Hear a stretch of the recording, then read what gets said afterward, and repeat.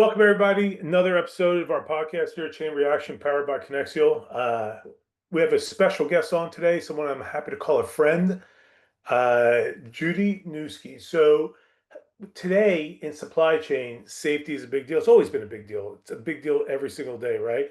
Every shipment, every driver, and every mile on the road carries risk, and reducing the risk directly impacts delivery performance, operational costs, and the health of a logistics network on top of people's lives.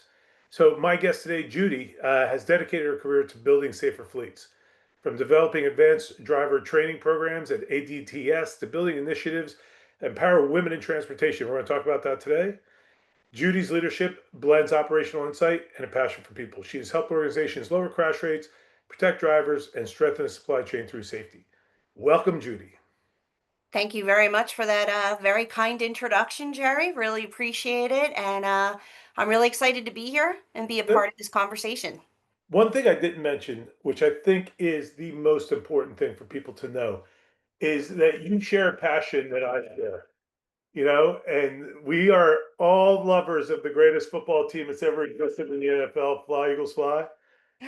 Oh my gosh. You know what's amazing is we were just at a conference a couple weeks ago and fascinated that one of the most exciting games of the season, we're in Florida watching it at the conference. And I think everybody was shocked in our, come from behind kind of thing. But that's what the Eagles do. And that passion just kind of really kind of drew you and I together. It So did. absolutely. Now, both from Philadelphia. People always think that we're bad people in Philadelphia, but we're just passionate people misunderstood. You know, I so agree. so one of the things that we want to, obviously the focus of today is going to be around safety and safety in the supply chain world, and safety for individuals, for the drivers, for the receiver of products, for the general public, for the health of the supply chain logistics network. That's all important stuff. So let's just start out and talk a little bit about the resilience around safety and supply chain. And in your opinion, how does fleet safety directly impact supply chain reliability and logistics performance? There's lots of metrics on this. People all have different opinions, but you've spent your whole career doing it. So give me your thoughts on it. Oh, I think it's a great place to start because most of what people think about supply chain reliability, they focus on inventory procurement or logistics planning. But the reality is the entire chain depends on what happens on the road. So every shipment, every mile, and every driver, and they connect that supply chain together. And then when the safety breaks down, the reliability does as well. So it's not just about the driver behind the wheel.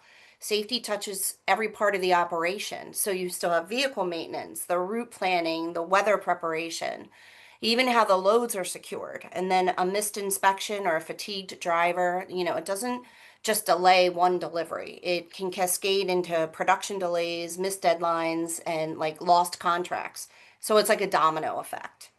Is this all things that we'll talk about your work at ADTS, but is this all things that as part of what you do, like you bring all these things into it? It's not like literally just a driver driving safer.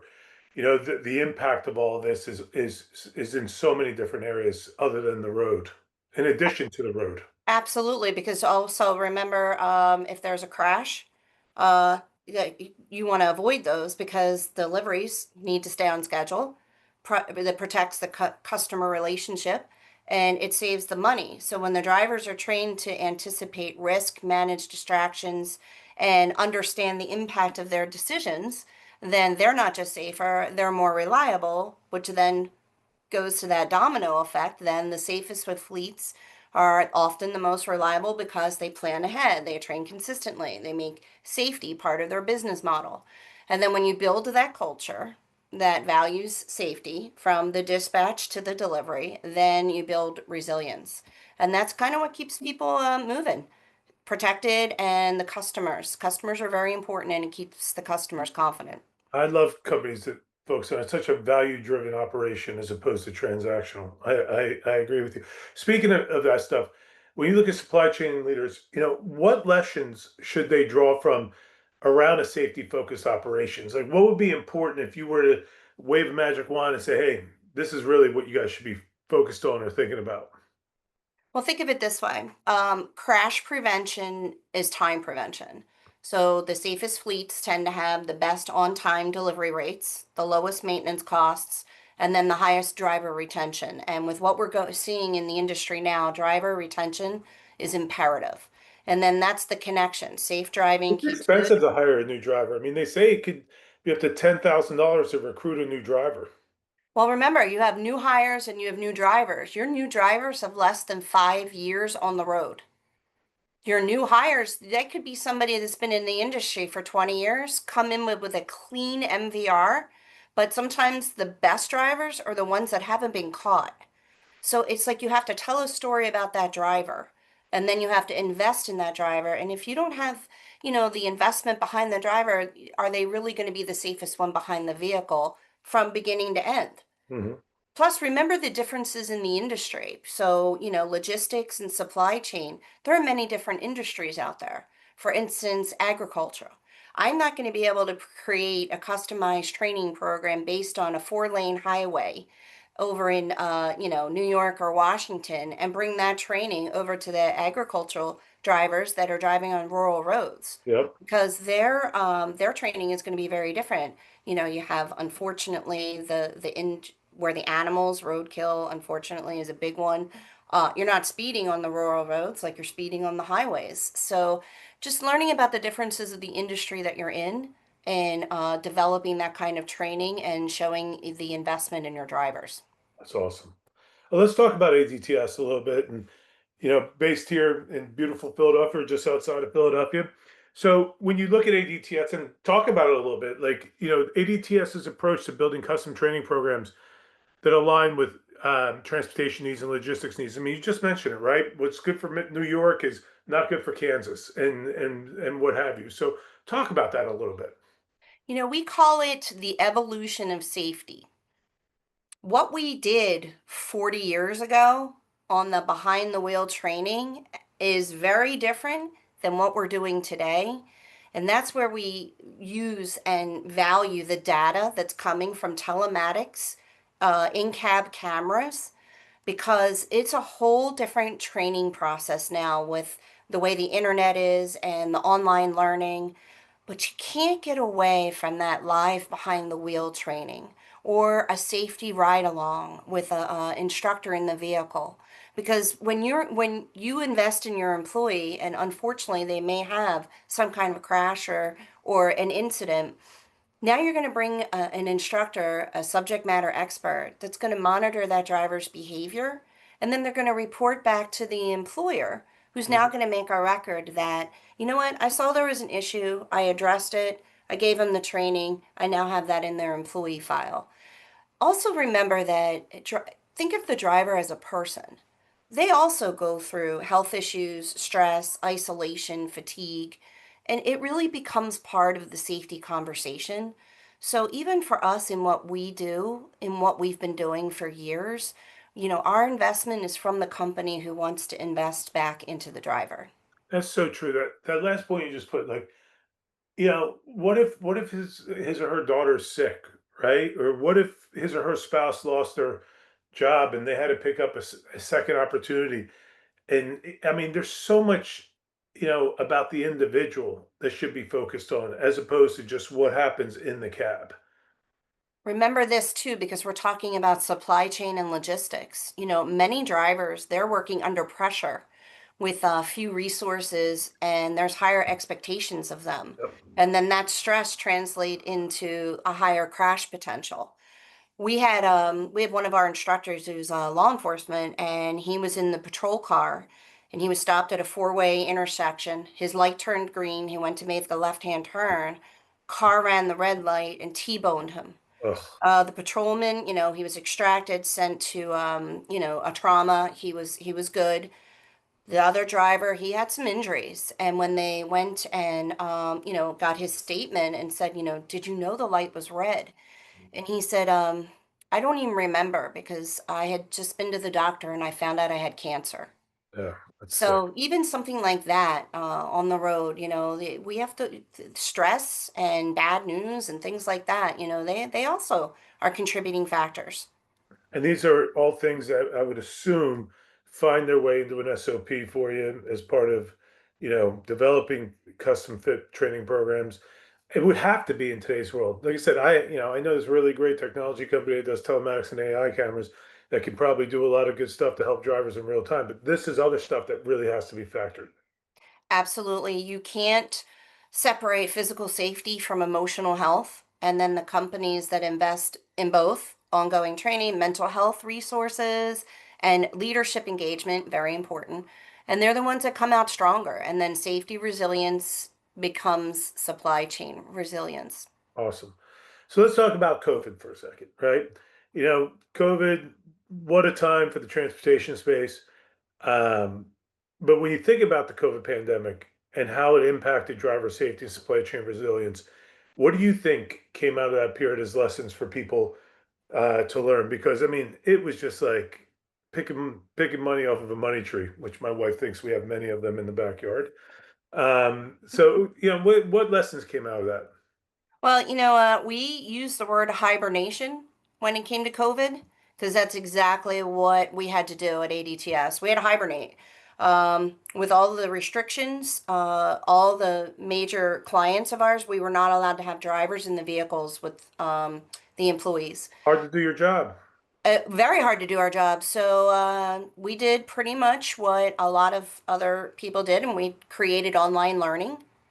The difference with online learning is I think it should still be instructor led. So you have a live instructor still doing the driver training through an online portal. So that was something that we created. We also, it changed everything about how we thought about safety because before the pandemic, safety was primarily focused on crash prevention and compliance. And then after COVID, it suddenly meant protecting the driver as a person. Again, health, stress, isolation, fatigue. Out of COVID came drivers who felt that they just survived a pandemic. So if they're driving 70, 80 miles down a highway, they just survived a pandemic. It's all good to do 70, 80 miles an hour. So even changing the mindset was difficult. And then driver behavior, you're going back to a different way of driver behavior. So once the pandemic, they had new restrictions and new protocols for a lot of our clients. We adapted to that and then we rebranded and we just learned from the experience and just we went full throttle. It's awesome. So when you look at technology like telematics, shout out Konexial, and AI that continue to expand, grow, evolve, change, all sorts of different things. How do you see driver safety programs evolving to keep supply chains secure? Technology is there to be your friend. Obviously, rollout's important, the way companies introduce it. But what are your thoughts on that? Well, have you ever heard of this? Have you ever heard that data is the new seatbelt? I have So not heard about how that. about that catchy phrase? Data is the Data new is the new seatbelt. seatbelt. That's incredible. Yep. It's actually So brilliant. yeah, well, one metric can save a life, 10 can transform your fleet.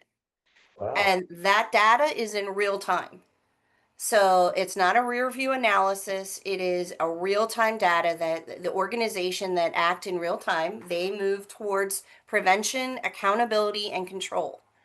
And then they don't repeat, the risk isn't repeating the same mistake with higher stakes. Like it's like muscle memory. So in muscle memory, like today you got a speeding ticket. So, okay, you were 10 miles over the speed limit, but you got to where you had to go. So tomorrow you get another speeding ticket because that's what you're used to do. You had 10 clients you had to go see today. You're going to make 11 clients tomorrow. So that's where the data is coming in and saying, okay, well, here's your 3 speeding tickets. This is what you're going to do. You're going to be accountable. We're going to give you the tools. You're going to get it under control. And now we're not going to miss in our supply chain. We're not going to be behind missing an employee, so, something like that. But yeah, data is the new seatbelt. So how about this when it comes to safety cultures? And I agree with you in your statement about compliance and culture. I mean, compliance is box checking to me, where culture is like, true passion, to do the right thing. So can you share some examples where safety initiatives reduced disruptions and even improved supply chain and logistics performance based on, people you've worked with, programs you've rolled out, whatever. You and I touched base on new hires and new drivers. Yes. And one of the clearest examples I've seen of safety reducing disruption starts from the new hires. So when companies invest in strong onboarding, like they do with HR, there's a lot involved when you're onboarding a new client. There's also a lot involved in driver training from day one because they're not just teaching rules, they're setting expectations and building a commitment. It also tells the employee, hey, we're investing in you and your safety matters here. By the way, new drivers are statistically the most at risk group for crashes in their first 6 months. But when Wow. companies take the time to provide real scenario-based training, whether that's behind the wheel or instructor-led online, it kind of shortens the learning curve dramatically. And then also remember, you're making the investment in that employee, and unfortunately, yes, employee retention, some of them do leave, but at least you've done your due diligence as a company because they're getting behind the vehicle of your company with Yeah. your company name on it as well. Yeah. One example of really why our new hire program, and it should be anybody's new hire program, is important is one of our largest clients, who is also our longest client. Many years ago, they had a fatality, and the fatality was their employee unfortunately was involved in a crash, and both him and the vehicle that he hit, everyone had passed away. The owner of that company said, I don't want this to ever happen again. I want anyone that's going to be driving for me to go through some sort of driver safety training because I want them to know what happened here as a company, and I want every driver to make it home at the end of the day. So using that philosophy and showing that the business, I thought that starting out in the new hires, I think is just as imperative as obviously monitoring your medium to high risk drivers, which in supply chain, as we just said, that is the new seatbelt. The in-cab cameras, the event recordings, the information is there. You're identifying your medium to high risk drivers. Put them through something, give Yeah. them the coaching that they need. So yes, when it comes to, I would focus on the new hires. I, that is awesome. And also, data is the new seatbelt is my favorite new saying. Yeah. So this is really cool. I didn't know this about you until I started doing some research here. And at Conexial, we are with our marketing team. It's helping out with the podcast, in addition to all of our great employees, especially the female employees. You've started this thing called Network of Women now, right? I didn't know anything about it. You've actually never mentioned it to me, maybe because I'm a guy, but as the founder of Now, talk to me a little bit about what it is, its purpose, and what inspired you to create a network kind of focused on women in transportation and fleet. So as it was hard to find a name because I didn't want to do foundation, I didn't want to do group, I came up with network. And something about the changeover in the last 5 years, there are a lot more women coming into the industry. I totally agree with that statement. Yep. It's And unbelievable. it kind of changed the dynamics of it being male dominated, which was very difficult for women and resources of, hey, have you ever thought of joining this organization? Have you heard about this? So the sharing of knowledge I felt needed to be a little bit more advanced. So with doing the network, and yes, it does have the word women in it, but I'd love to tell you how many men are a part of it. So It's you just, just don't like me that you won't let me in? oh, and listen, I'll definitely let you in because I mean, even me coming up to you guys for Conexial and just saying, what is it that you do? Because I want to share what you do and your products Which in we that do. network. We brought you into deals. I totally, you guys do a great job. Absolutely. Yeah, so that's the whole reason for it, to That's do so what cool. you and I are doing and to share that as a resource with the people that are in that organization. And yeah, it does have the word women in it, but I will tell you, and over the last 5 years, More and more organizations are having women in fleet specific safety awards, specific awards. So I think we've made a presence, and I think it's only going to grow. So you personally, you have no ego, where I I have a little bit more of an ego, and you've done a lot of cool stuff. So I want to talk about this AFLA President's Award. We were just at AFLA's meeting in Marco Island, Florida, you and I, and you were on the panel up there talking. I got some pictures of you, but you received the President's Award. Tell me about that. What did that mean to you? What, especially as it relates to safety across the industry or advancing safety across the industry? Tell me about it. I mean, that's pretty cool. I have to, first of all, it was like 100% shock. I don't, I guess That's because everybody that's gotten an award. yeah, but you know what? I'm not used to a supplier really being nominated. I'm really, really looking at fleet managers, especially in a lot of the organizations we're in. But Matt Betts was the president, and he called me 2 weeks before the conference to tell me that I received the award, and I was floored. And also, I was excited because it did bring safety, in my opinion, into the forefront.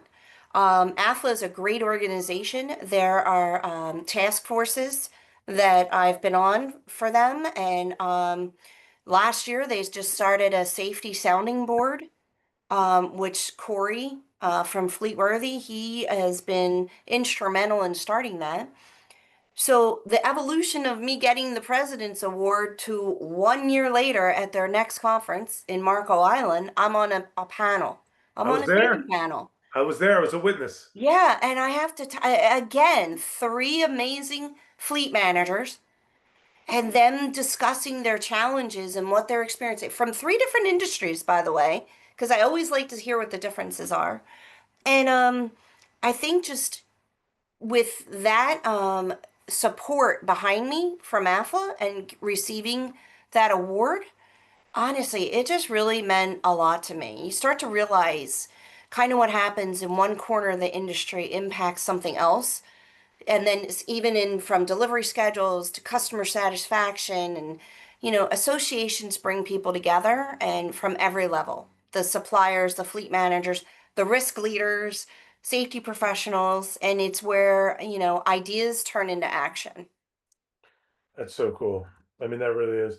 That is a big deal. I mean, I remember you talking on that panel, and I remember, the conversation. It was great to see you up there. Well, You thank you for know, attending because that's another thing. A lot of people, those agendas are made well in advance. And what I really like about AFLA is I don't have four other sessions to compete against. That was a dedicated session at that time. And that's what gets a lot of people in the room. And we actually had so much feedback that there were so many people with questions, we couldn't even get to all of their questions.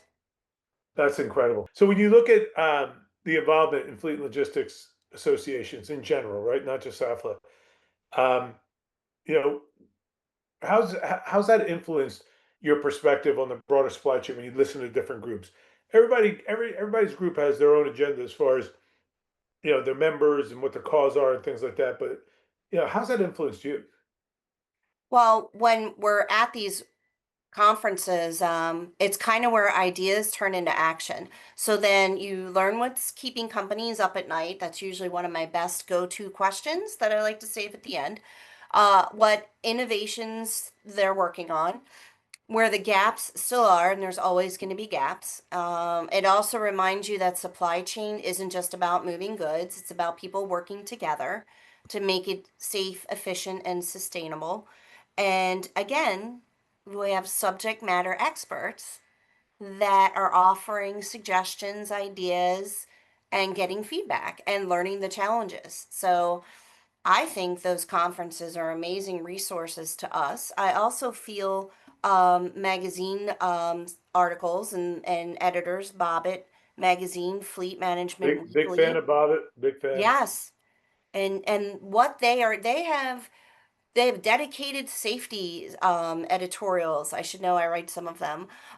They have so many things. You and I did an article together when we We first did met. do an article. We did do an article Yes, together. we did. And again, I love the collaboration. It doesn't always have to be about, hey, this is how you adjust your mirrors. There's so many other things you can write about regarding safety, but I just honestly, there's so many resources out there, and I love the conferences and see, and you don't always see the same people. You're That's right. what else I love. It's not always the same people. It's new people too. I mean, you have new people coming. I'm new to some of these conferences. I go to AFLA because of you and your recommendation.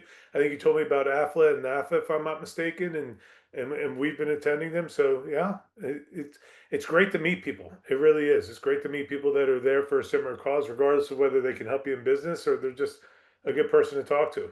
You know, Absolutely. I just think it's still hysterical that we live near each other outside of Philly. literally, we And see each we other in could every city but Philadelphia. converse over there in Marco Islands and Marco Island, Virginia. Virginia. Yeah. So it's wild. So let's talk about, from a personal perspective, when you look at all these associations, when you look at, all of the changes, I mean, how do you continue to stay engaged and innovative? Because innovative is the key word, right?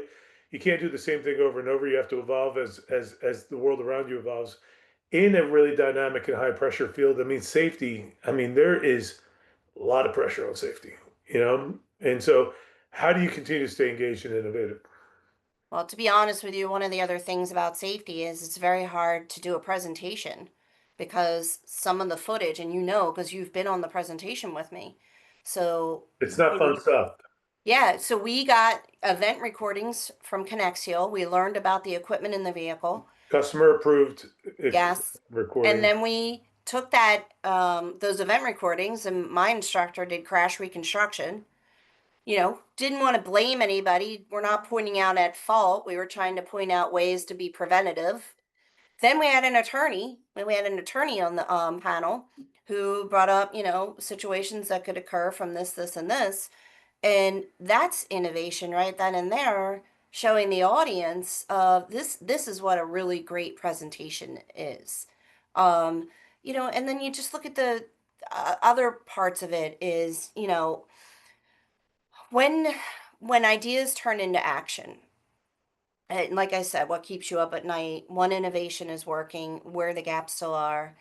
Just as long as you take an approach in what I do for safety and you don't always bring out the negative, got to bring out that positive as well, kind of changes the mindset. And then it turns the company into seeing, okay, where's the savings in the safety, the cost, the efficiency, everything's connected, and then you're not competing with the priorities and everything. But what I also do, think like an owner. If you understand that investing in safety is operational efficiency, it reduces your downtime, lowers your turnover, and it builds trust internally, then it's really about the accountability and care. And then when leaders model that, it changes how teams think, and then people start asking what's the right way instead of what's the fastest way. So if I can innovate that other people are thinking about that, then I feel like I've done and maybe even created a stronger operation for the company. So as we wrap up here, two questions. When you look back, over your short career, as you enter your 30s and 40s here, and you look at what you've done, what impact do you personally want people to think about or be remembered for in fleet safety and supply chain leadership? I, first of all, if you had asked me 5 years ago if I'd be as vocal as I am now, I would probably tell you no. But to now have companies and conferences come to me and say to me, we would love for you to be a moderator or a presenter, and it has to be about safety. I feel like now I've disrupted the industry, and now I'm kind of getting my point across a little bit better. Also, I have to think about the future because what we're experiencing now, 5 years down the road, things are going to be different. We can't always call out cell phones as a distraction because there's other things, eating, grooming. I'm a distraction in the vehicle. If you were driving, I'm going to be chatting with you the whole entire time. So there are more things. So imagine in 2030 what else is going to have to be a part of your safety training, your safety culture? What other things are coming down the road? Um, little tidbit of information, keep looking out for the speed cameras, the red light cameras. They're the way of the future. The infrastructure's being built. So yeah, if I wish I could predict the future, I can't. But if I can keep up with the future, I'll keep up with what I'm doing. If you can predict the future, I would like you to give me the lottery codes for tonight. Hey, maybe AI could do that. They can. Maybe they can. All right, here's the last one for you before we say goodbye. And this is one I didn't prep before. So I always like to ask this question. If I were to take your best friend and I were to lock him or her up in a room, no windows, four walls, and I said, you cannot let me leave here. I will not let you leave here until you tell me something about Judy that she does not want anyone else to know. What would they tell me? I already know my best friend, who I've been best friends with for 40 years, and I know what she would say. And she would say that I'm very humble because I don't seek recognition for anything that I do. All I want to do is do a good job and promote what it is that I'm trying to get across. But yes, but wait, you're asking me that question. Can I'm I ask? asking you, although I that just about brought a tear to my eye. I was hoping they'd tell me like you like to play the guitar with your feet or something like that. No, I am very athletic though, but once I tore my ACL at 40, I was no longer allowed to play co-ed softball. But no, it would be humble. But now, hold on. I need that same answer from you. I want the same question to you. Well, it would be my best friend because he wasn't there, but it'd be my son. When we in this is a story about these guys right here, greatest football team of all time. When in 2017, January 2018, when the Eagles beat the Falcons in their first playoff game, Nick Foles is the quarterback. After that game, there were five plays inside the five that they stopped and won the game on the final play of the game. I broke down and cried for a half hour after that game because I knew that we were going to win the Super Bowl for the first time ever, and that was important to me. I have cried a little bit here and there in my life, but I will tell you, it all came out. When you're passionate about something, I know I look 30, but I'm 55, and I have been passionate about this since I was 8 years old. And when I realized what was about to happen, it all came out. That's something most people don't know. My wife has posted some embarrassing pictures from time to time on Facebook from that night. Yeah, but you know what? The way I look at it is it's something that you've been following for a long time, and it had an amazing outcome. And I got to tell you, I mean, I remember the game. I remember that Super Bowl.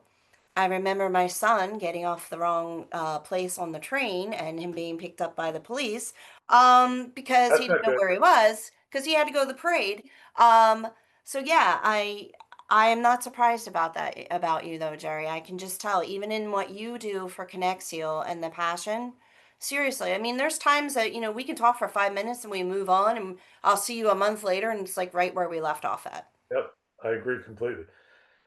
Well, listen, you are amazing, and I always love talking to you. And I'm going to close out by asking you one last question at the end here. But just when you look at, just for our guests here listening in, Judy's career proves that safety is not separate from supply chain. And a lot of people talk about safety, and then they talk about supply chain, but it really does go together. And when you look at her work at ADTS or leadership in advancing women in transportation, she's consistently shown that safe fleets drive stronger logistic networks.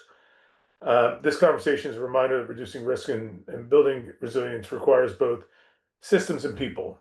But it really starts with leaders like Judy. I mean, I talk about structure and process all the time, and that's a combination of people and systems. So, why don't you give people your contact again, especially around now, and some of the great things you're doing, for women in this space, and for you at ADTS, who anybody looking for a safety program that's configured exactly to their needs can give a call. So, why don't you tell us how we can find you? And I really appreciate you taking some time and joining me here. Again, I thank you for this amazing opportunity. One other thing is the companies that will succeed in the next 5 years are the ones that see safety as an innovation and not an obligation. And I think sometimes that's what we hear, like you're forcing this on to us. We're really not. We just want it to, be successful for you as a company. Yeah, advanced driver training services, Judie Nuskey, J Nuskey at adtsweb.com. Training isn't expensive, it's priceless.